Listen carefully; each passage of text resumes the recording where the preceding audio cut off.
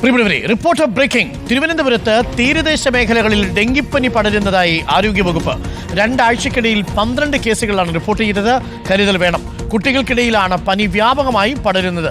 ജനങ്ങൾ തിങ്ങിപ്പാർക്കുന്ന വലിയ കടപ്പുറത്ത് വലിയ തോതിൽ മലിനജലം കെട്ടിക്കിടക്കുന്നതാണ് പ്രദേശത്ത് പകർച്ചവ്യാധികൾ പടർന്നു പിടിക്കാൻ കാരണമെന്നാണ് ആരോഗ്യവകുപ്പിന്റെ കണ്ടെത്തൽ. ഉണ്ടെങ്കിൽ ആ മലിനജലമൊക്കെ എടുത്ത് കളഞ്ഞ പോലെ. വിസിലിന്റെ നേതൃത്വത്തിൽ മാലിന്യ നിർമ്മാർജ്ജനത്തിനായി ആരംഭിച്ച ഓട നിർമ്മാണം പാതി വഴിയിൽ നിലച്ചതാണ് പ്രദേശത്ത് കൊതുക് പെരുകാൻ ഇടയായതെന്നാണ് ജനങ്ങൾ ആരോപിക്കുന്നത്. നമുക്ക് പ്രതികരണമുണ്ട്. ആ പ്രതികരണങ്ങളൊന്ന് കേട്ടുവരാം. മാലിന്യങ്ങളെല്ലാം പിന്നെ പളയുടെ ആ കുടിയിലാണ് ഞങ്ങൾ തള്ളുന്നത്. തള്ളുമ്പോൾ ആ ഓടയെല്ലാം കെട്ടിയടയും. അതുകൊണ്ട് മാലിന്യം ഞങ്ങൾക്ക് വയ്ക്കാൻ തള്ളാൻ മാറ്റണമെങ്കിൽ സിറ്റിയിലെ പോലെ വേറിലുണ്ട് വയ്ക്കുക. വേറിൻ്റെ അകത്ത് പ്ലാസ്റ്റിക് കൊണ്ട് വെക്കുക. ഞങ്ങളിടുന്ന മാലിന്യം കാലത്താൽ രാവിലെ 5 മണിക്ക് വന്ന് എടുത്ത് മാറ്റുക. അവിടെ നിന്നാണ് ഈ കൊതുകുകളെല്ലാം വീട്ടിൽ കയറുന്നത്. അല്ലാതെ വേറെ ഒന്നുമില്ല. സംവിധാനം ഇത്രയും ഭരണങ്ങൾ വന്നിട്ടും ഒരു സംവിധാനം ഇല്ല. ഇപ്പോൾ ഇത് കോർപ്പറേഷൻ ഏരിയയായി മാറിയായി. പ്ലാസ്റ്റിക് തെരിഞ്ഞ് അവർക്ക് കൊടുക്കണം. നമ്മളുടെ ബാക്കിയുള്ള മാലിന്യം ഞങ്ങൾ എവിടെ കൊണ്ട് കളയാൻ? ഇതേപോലെ കുപ്പ കൊണ്ട് കളയുമ്പോൾ അവിടെ നിന്ന് കൊതുകാണ് തള്ളി കയറി വീട്ടിൽ വരുന്നത്. ഇപ്പോൾ അരുൺ സോളമനുണ്ട് കൂടുതൽ വിവരങ്ങളുമായി. അരുൺ സോളമൻ, ആ ദൃശ്യങ്ങൾ കാണുമ്പോൾ തന്നെ നമുക്ക് മനസ്സിലാവും അവിടെ ഇതേപോലെ കൊതുക് പെരുകിയില്ലെങ്കിലേ അത്ഭുതമുള്ളൂ. ഡെങ്കിപ്പനി വ്യാപകമാവുകയാണോ? കുഞ്ഞുങ്ങൾക്കാണ് കൂടുതൽ പിടിക്കുന്നതെന്ന് അറിയുന്നു. ഒരു നടപടിയും ഉണ്ടാവുന്നില്ല ഇതൊന്നും നീക്കാൻ.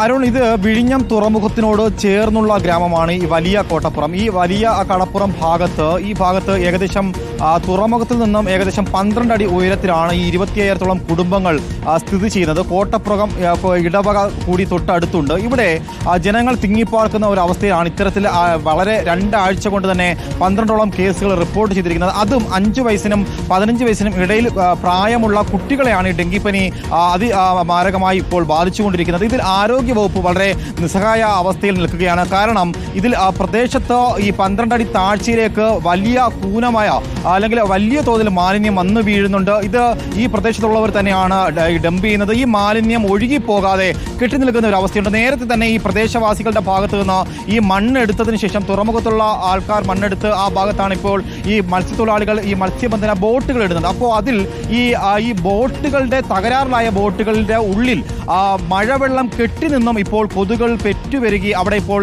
അമിതമായിട്ട് കൊതുകൾ വരുന്ന ഒരു സാഹചര്യം മറ്റൊരു പ്രധാനപ്പെട്ട ഒരു വസ്തുതയാണ്. അതിന് പുറമെയാണ് ഈ വിസിൽ ഏറ്റെടുത്തിട്ടുള്ള ഒരു ഓട നിർമ്മാണം പാതി വഴിയിൽ നിലച്ചിരിക്കുകയാണ്. 3.82 കോടി രൂപയ്ക്കാണ് വിസിൽ ഇത്തരത്തിലൊരു ഓട നിർമ്മാണം ആരംഭിച്ചത്. പക്ഷേ 2 വർഷം പിന്നിട്ടിട്ടും ഇതുവരെയും ഓട നിർമ്മാണം പൂർത്തിയായിട്ടില്ല. നിലവിൽ ഈ 12 അടി താഴ്ചയിലേക്ക് വന്ന് വീഴുന്ന മാലിന്യം മുന്നോട്ട് പോകുമ്പോൾ ഇത് കടലിലേക്ക് തുറന്നു വിടാതെ അവിടെ തന്നെ കെട്ടി നിൽക്കുമ്പോഴാണ് ഇവിടെ ഇപ്പോൾ മാലിന്യ കൊതുകുകൾ പെറ്റുപിരുകി ഇപ്പോൾ വീടുകളിലേക്ക് എത്തുന്നു എന്നുള്ളതാണ് നാട്ടുകാർ പങ്കുവെക്കുന്നത്. അതേസമയം ഭക്ഷണ അവശിഷ്ടങ്ങളുണ്ട്, പ്ലാസ്റ്റിക് ഉണ്ട്.